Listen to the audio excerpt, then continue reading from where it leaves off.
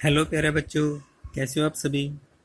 प्यारे बच्चों, आज के वीडियो में हम कक्षा 12वीं की हिंदी की कविता है कैमरे में बंद अपाहिज, उसकी व्याख्या करेंगे।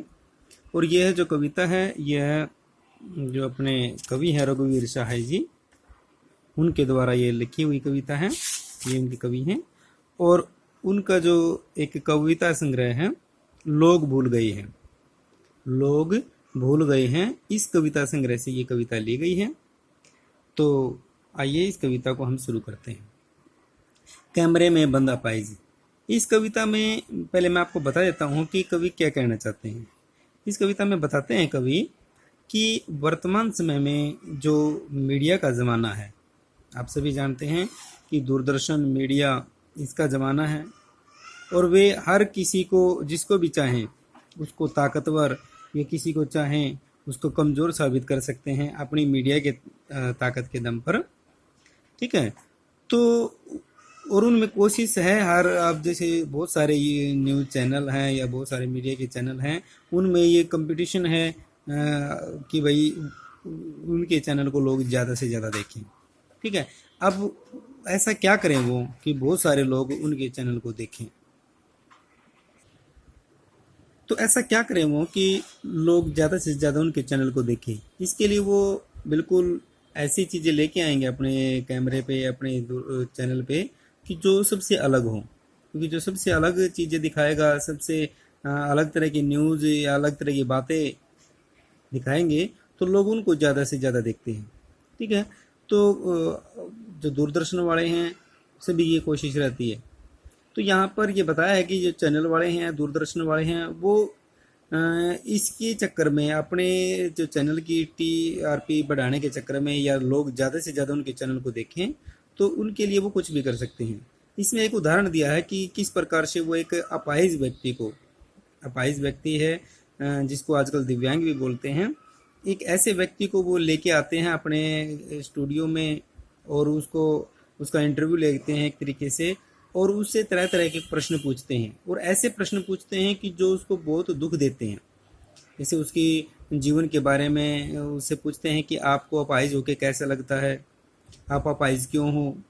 तो वो ऐसे में क्या हुआ है, इस प्रकार के जो बेतुके क्वेश्चन हैं उनसे क्यों क्या कि उसको अपने सारे दुख जो जीवन के वो भूल चुका होगा, जो जिन दुखों को वो भूल के अपनी एक नई जिंदगी उसने शुरुआत की है उसको फिर से याद हो जाएंगे और उसकी आंखों में दर्द आएगा, उसकी होठों पे जो एक दर्द के जो चिन्ह साफ दिखाई देंगे। और चैनल वाले भी यही चाहते हैं कि वो रोए, उसको रुलाना चाहते हैं एक्चुअली में। क्योंकि अगर वो रोएगा तो इमोशनल होकर उसको भावुक देखो, उसको रोता हुआ देखकर दर्शक भी रोएंगे, और जब दर्शक रोएंगे तो फिर वो उनका जो काम है वो सफल हो जाएगा कि उनको दर्शकों को ये एक तरीके से अपने इमोशनल करना है उन्होंने। ठीक है, और दर्शकों को इमोशनल करके उनका जो टारगेट है वो पूरा हो जाएगा कि भाई हमने जिस उद्देश्य के लिए यह कार्यक्रम दिखाया जा रहा है वो उद्देश्य सफल हो जाए। वो चाहते हैं कि लोग रोए, दर्शक भी रोएं और ये जो अपाहिज व्यक्ति है ये भी रोए, ताकि उनका जो दर्शक वर्ग है वो ज़्यादा से ज़्यादा बढ़े। ठीक है, तो आइए इस कविता को हम शुरू करते हैं। बाकी आप इसका जो सार है वो कविता के साथ साथ जब इसकी व्याख्या करेंगे तब अच्छे से समझ लेंगे। कहते हैं कि कैमरे में बंद अपाहिज। दूरदर्शन पर वो एक बंद अपाहिज व्यक्ति को वो लेके आते हैं। हम दूरदर्शन पर बोलेंगे, हम समर्थ शक्तिवान, हम एक दुर्बल को लाएंगे एक बंद कमरे में। ये दूरदर्शन वाले कहते हैं कि हम दूरदर्शन पर बोलेंगे। दूरदर्शन का मतलब टीवी चैनल ही है कि हम अपने टीवी चैनल के माध्यम से बोलेंगे। और हम समर्थ शक्तिवान हैं, वो अपने आप को समर्थ कहते हैं, शक्तिवान कहते हैं। क्यों कहते हैं? क्योंकि टीवी चैनल के पास ये ताकत है। समर्थ का मतलब क्या था? ताकतवर है, वो शक्तिवान है, उनके पास ये ताकत है कि वो किसी को भी जिसको चाहें उसको एक आम आदमी को वो बड़ा बना सकते हैं। क्योंकि ज़्यादा से ज़्यादा उसका बारे में दिखाते रहेंगे, उसकी अच्छाइयाँ दिखाते रहेंगे तो लोग उसको बड़ा समझने लग जाएंगे। और एक अच्छे व्यक्ति को भी वो बुरा साबित कर सकते हैं। ये टीवी चैनलों का कमाल होता है। तो इसलिए कहा है कि हम समर्थ शक्तिवान, हम एक दुर्बल को लाएंगे एक बंद कमरे में, और कहते हैं कि हम एक जो दुर्बल व्यक्ति है, एक अपाहिज व्यक्ति है, उसको अपने स्टूडियो में लेके आएंगे और उसका आपके साथ साक्षात करवाएंगे, इंटरव्यू करवाएंगे। फिर आगे कहते हैं कि उससे पूछेंगे तो आप क्या अपाहिज हैं। तो सबसे पहले हम उससे यही पूछेंगे कि आप अपाहिज हैं, जबकि एक बेतुका क्वेश्चन है। प्रश्न बेतुका इसलिए है क्योंकि कोई व्यक्ति अगर अपाहिज है तो हमें स्पष्ट दिखाई दे जाता है अपाहिज है, फिर उससे पूछने की कोई ज़रूरत ही नहीं होती। वो चाहते क्या है कि उसका जो अपाहिज, उसको ये महसूस करवाया जाए कि तू एक अपाहिज व्यक्ति है। ठीक है, तो उससे पूछेंगे कि क्या आप क्या अपाहिज हैं। तो वो कहेगा कि हाँ भाई अपाहिज हूँ मैं। तो आप क्यों अपाहिज हैं। फिर उसका अगला प्रश्न ये पूछेंगे कि भाई आप क्यों हुए अपाहिज। अब ये भी बेतुका क्वेश्चन है, क्योंकि अपाहिज होना किसी को अच्छा थोड़ी लगता है। कोई दुर्घटना रही होगी जिसकी वजह से वो अपाहिज हो गया होगा। आप फिर पूछेंगे आपका अपाहिजपन हो तो दुख देता होगा, देता है। और फिर तीसरा प्रश्न उससे पूछेंगे कि अगर आप अपाहिज हो तो फिर जो आपके अपाहिज का मतलब कुछ भी हो सकता है, कोई भी दिक्कत हो उसको, जैसे हाथ पैर नहीं हो या हाथ पैर कटे हुए हैं या कोई भी परेशानी हो सकती है। तो इसमें वैसे तो इंडिकेट नहीं किया गया है कि क्या है, लेकिन फिर भी अपाहिज का मतलब हम ये मान के चले कि जैसे किसी को हाथ पैर ना हो। तो फिर उससे ये पूछेंगे कि आप अपाहिज हो तो अपाहिजपन क्या आपको दुख देता है। अब शरीर का कोई अंग नहीं है हमारे पास जो कि होना चाहिए और वो नहीं है, तो जाहिर सी बात है वो दुख तो देगा ही देगा। अगर पैर नहीं है तो वो चल नहीं सकता अच्छे से, हाथ नहीं है तो अच्छे से वो काम नहीं कर सकता, आंखें नहीं हैं तो वो अच्छे से देख नहीं सकता। तो ये दिक्कतें तो होती हैं। ये भी जो प्रश्न है ये भी बेकार का प्रश्न उससे पूछा जाता है। उसको महसूस कराया जाता है एक्चुअली में कि भाई तू एक अपाहिज व्यक्ति है और तू हमारे से अलग है। बाकी दुनिया है और लोग हैं वो तेरे से बेटर हैं, तू उनसे काफ़ी निम्न स्तर का है, ये महसूस कराया जाता है। फिर क्या कहते हैं, देखो ये ब्रैकेट में लिखा हुआ है, कैमरा दिखाओ इसे बड़ा बड़ा।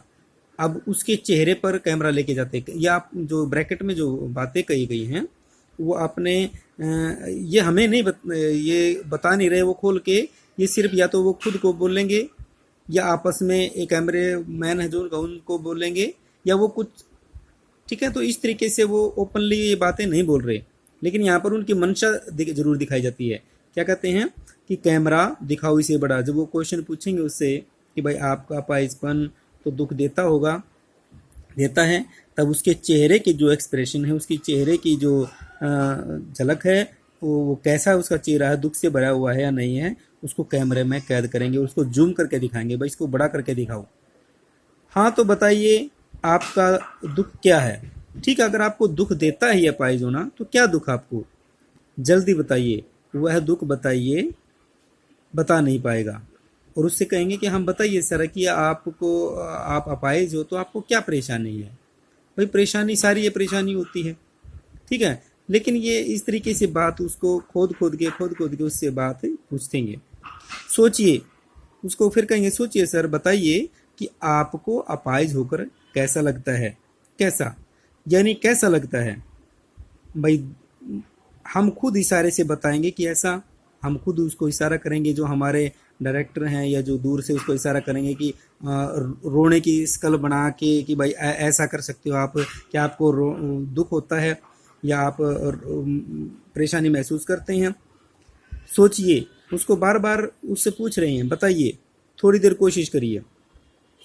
और वो उससे कहते हैं कि थोड़ा और कोशिश करो, आप बताओ कि आपको अपाहिज होना कैसा लगता है, यह है अवसर खो देंगे। फिर वो अपने आप से कहते हैं कि क्या हम यह अवसर ये खो देंगे।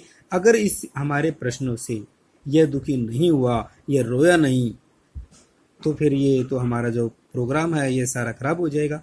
उनको वो चाहते ये हैं कि अपाहिज व्यक्ति अपाहिजपन का दर्द लेकर वो रोने लग जाए। तो वो सोच रहे हैं कि अगर ये नहीं रोया तो क्या ये हमारा ये अवसर है ये खो जाएगा। आप जानते हैं कि कार्यक्रम रोचक बनाने के वास्ते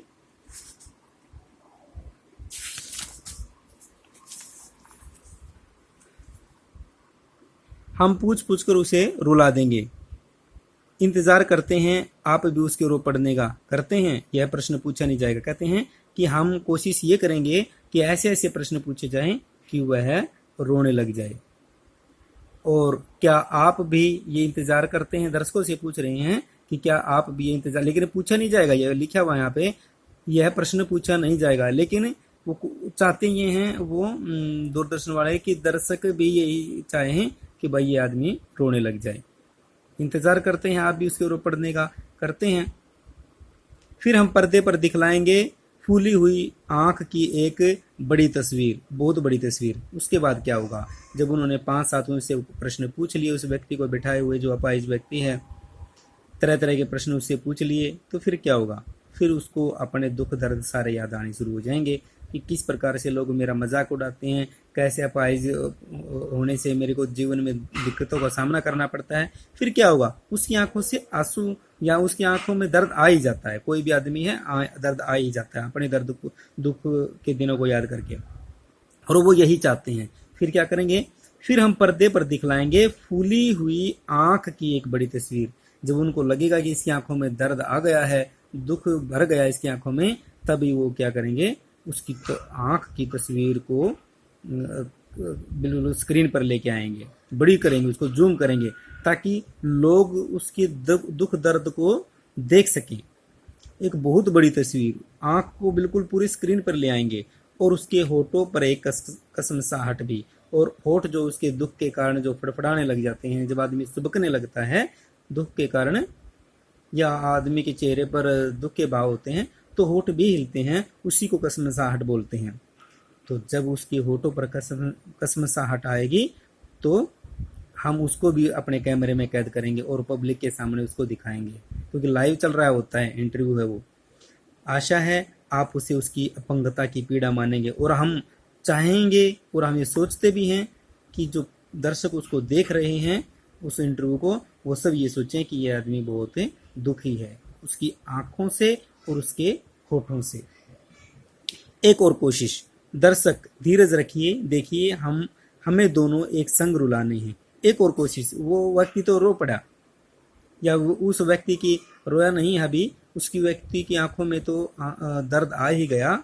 एक और कोशिश करेंगे हम, क्या कि हमने दर्शकों, उस आदमी को, अपाहिज व्यक्ति को और दर्शकों को, दोनों को एक साथ रुलाना है।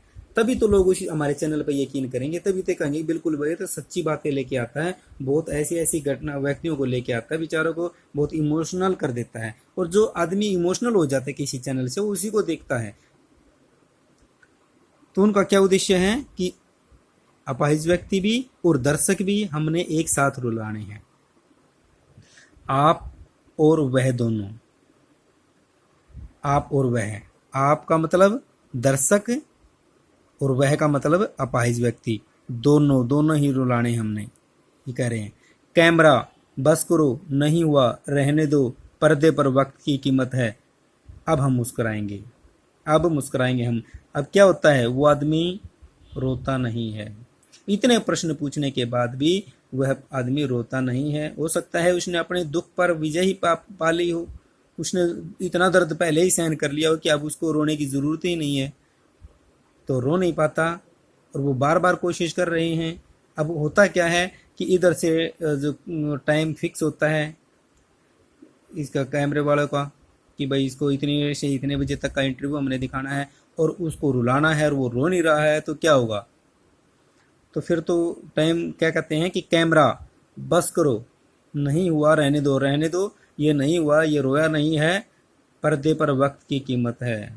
हमें इस आदमी को रुलाना था, ये नहीं रो रहा है, पता नहीं क्या खा के आया, ये रो ही नहीं रहा है, ऐसा इतनी क्वेश्चन पूछ लिया हमने दर्द भरे, लेकिन ये रो नहीं रहा, तो रहने दो वैसे इसको, हमने इसके दुख दर्द से कोई लेना देना नहीं है, हमारे लिए टाइम की कीमत है। क्या कहते हैं? पर्दे पर वक्त की कीमत है, हमारा जो टाइम वेस्ट करवा दिया इसने, बंद करो इसको।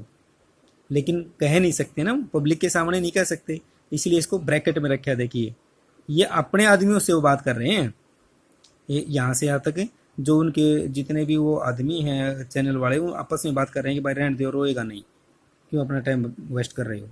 फिर अब पब्लिक के सामने आते हैं, वो एंकर जो है पब्लिक के सामने आता है और कहता है अब हम मुस्कुराएंगे, क्योंकि एंकर को तो मुस्कुराना पड़ेगा, इसलिए, और मुस्कुराएंगे हम, और क्या कहेंगे आप देख रहे थे सामाजिक उद्देश्य से युक्त कार्यक्रम।